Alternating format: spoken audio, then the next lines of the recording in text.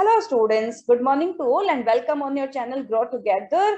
And today in this video, I'm going to discuss the GIPMAT 2021 quantitative aptitude section. ठीक है, so if you are preparing for the IPMET exam, तो आप लोगों को previous year के questions जरूर solve करने चाहिए because you will get the better idea कि what type of questions they will ask. ठीक है, तो आप उसी तरीके से अपनी प्रिपरेशन को एक मोड दे सकते हैं. एंड अगर आप किसी भी एग्जाम के लिए प्रिपेयर करते हो तो previous year questions play the important role, right.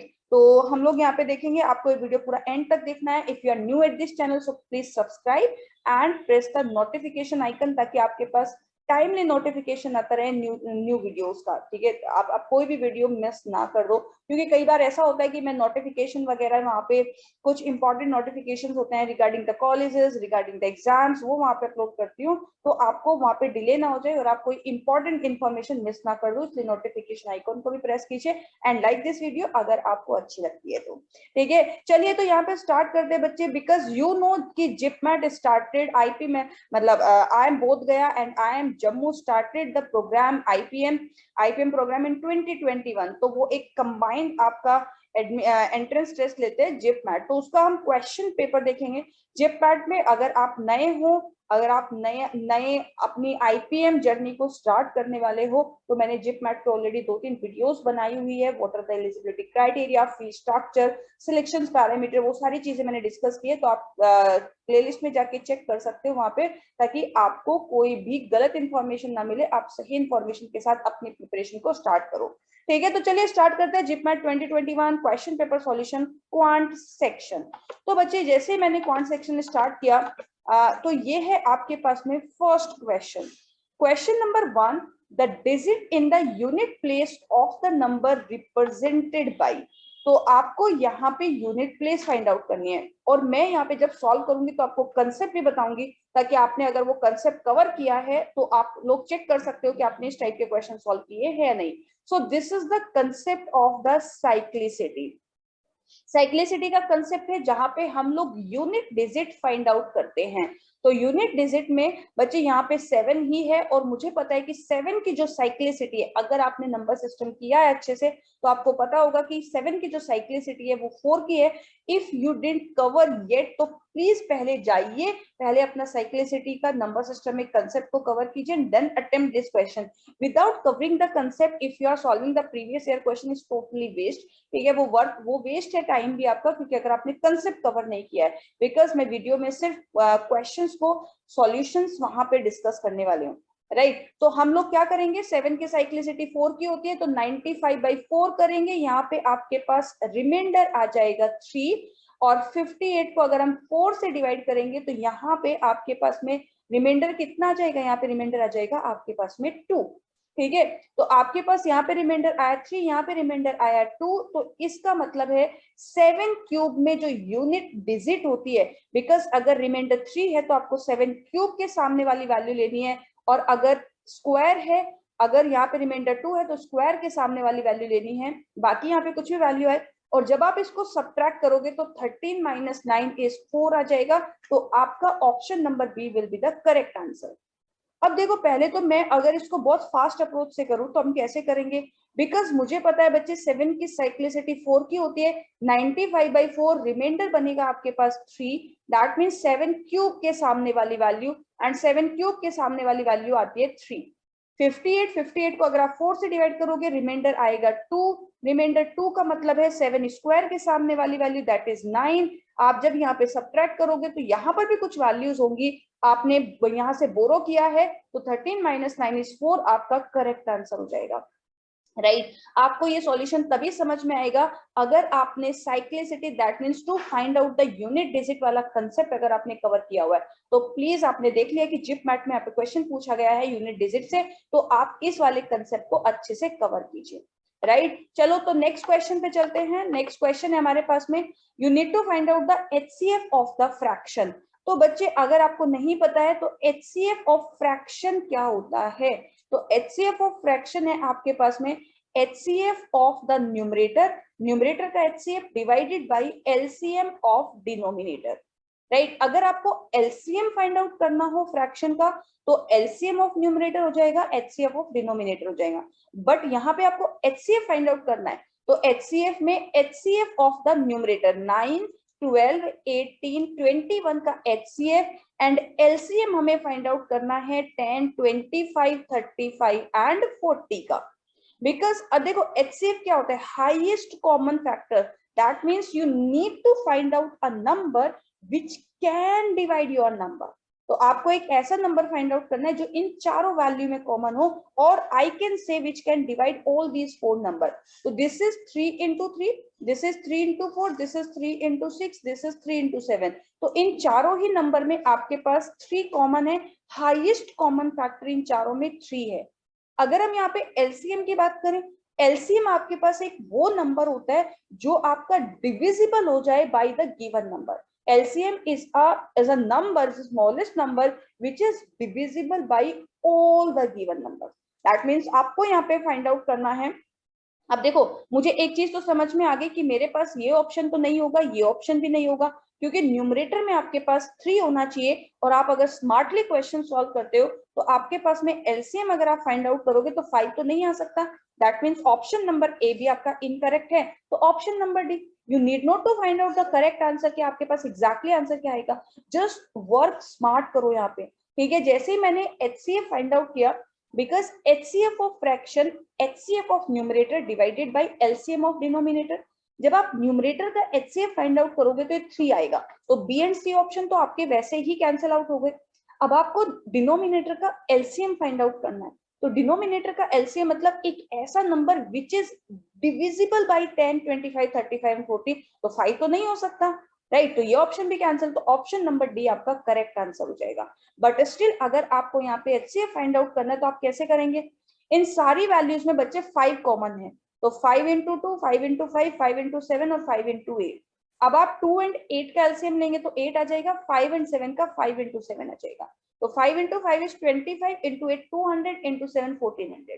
But आप इतना टाइम क्यों वेस्ट कर रहे हो LCM फाइंड आउट करने में? तो if you have the options तो आप वहां पे थोड़ा ऑप्शंस, मैंने 3 को अपनी मेहनत से निकाला एंड बाकी मैंने ऑप्शंस की हेल्प ली, तो आपका 1400 आपका करेक्ट आंसर हो जाएगा। तो आपको भी ऐसे ही थोड़ा सा स्मार्ट वर्क यूज करके आप अपने कैलकुलेशंस को, आप अपने क्वेश्चन को जल्दी सॉल्व कर सकते हो।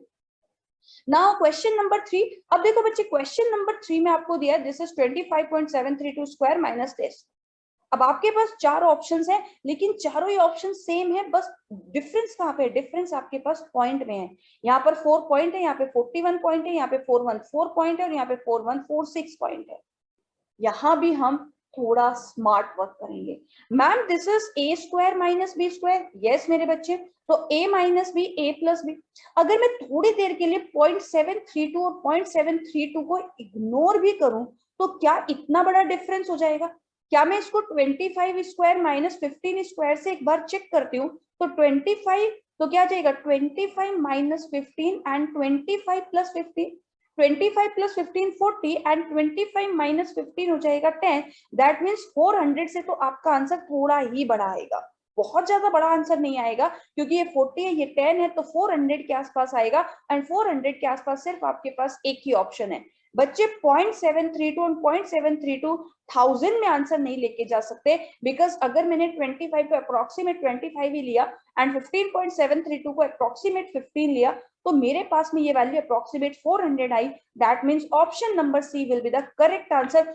Don't solve the complete calculation, smart work कीजिए, आपका टाइम आपकी कैलकुलेशन कम करेगा और आपके स्कोर को हाई करेगा, ठीक है। चलिए अब हम लोग मूव करते हैं नेक्स्ट क्वेश्चन पे। This is the question number 4। Question number 4 में आपके पास क्या है, अ train start full of passengers at the first station, it drops 1/3 of passenger and takes 280 more। Question की लेंथ, बड़ी लेंथ को देख के आपको घबराना नहीं है, हो सकता है क्वेश्चन इजी हो। मैंने फर्स्ट पहले क्वेश्चन पूरा रीड कर लिया। At the second station it drop 1/2 of the new total and takes 12 more. On arriving at the third station, it is found to have 248 passenger. The number of passenger in the beginning was। आप इस question को option की help से भी कर सकते हो, and मैं इस क्वेश्चन को पहले वैसे करके आपको दिखा देती हूँ। मान लीजिए स्टार्टिंग में पैसेंजर P थे, it drops 1/3, that means remaining passenger is 2/3 of P and takes 280 more। At the second station it drop 1/2 of the new total. ये आपके पास न्यू टोटल है, इसका हाफ, 1/2 उसने ड्रॉप कर दिया, तो बच्चे बाकी कितना बचा? अगर उसने हाफ पैसेंजर ड्रॉप कर दिए तो बाकी के भी हाफ रह गए, तो half of this number and takes 12 more. On arriving at the third station it is found to have 248 passenger. This is the simple linear equation. क्या ये डिफिकल्ट है? क्या ये डिफिकल्ट है?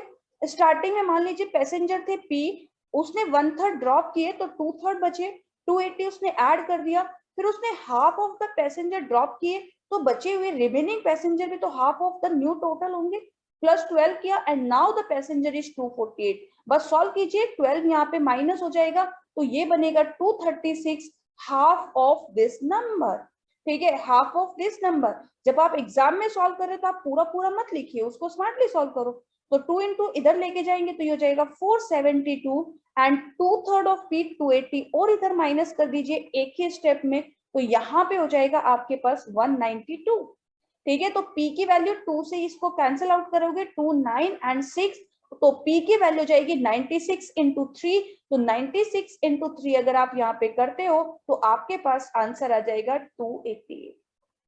ठीक है, आप यहाँ पे एक ऑप्शन को तो वैसे भी नेग्लेक्ट कर सकते थे, बिकॉज अगर 1/3 ड्रॉप कर रहा है तो नंबर 3 से डिविजिबल होना चाहिए।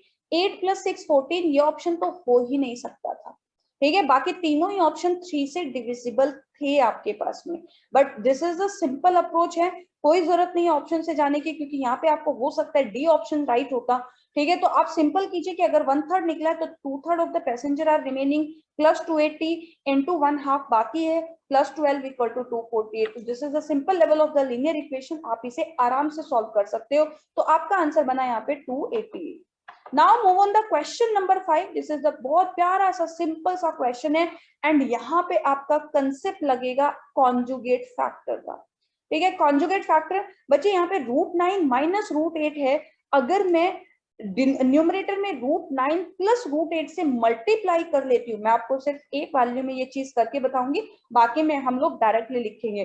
तो if I multiply by the √9 plus √8 in the numerator and in the denominator, तो एक्चुअल पे कैलकुलेशन पे कोई इफेक्ट नहीं होगा, बट हमारा काम क्या आसान हो जाएगा, because this is a plus B and this is a minus B, a plus B a minus B, a square minus b square, तो √9 का स्क्वायर 9 और √8 का स्क्वायर 8, तो डिनोमिनेटर में जो वैल्यू बचेगी वो 1 हो जाएगा।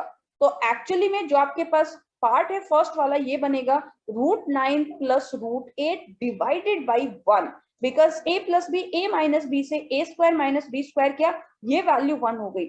सिमिलरली √8 माइनस √7 भी 1 हो जाएगा और न्यूमरेटर में वैल्यू आ जाएगी √8 प्लस √7, यहाँ पे वैल्यू आ जाएगी √7 प्लस √6 और यहाँ पे वैल्यू आ जाएगी √6 प्लस √5 एंड यहाँ पे वैल्यू आ जाएगी √5 प्लस √4, बिकॉज मैंने यहाँ पे कॉन्जुगेट फैक्टर से मल्टीप्लाई किया।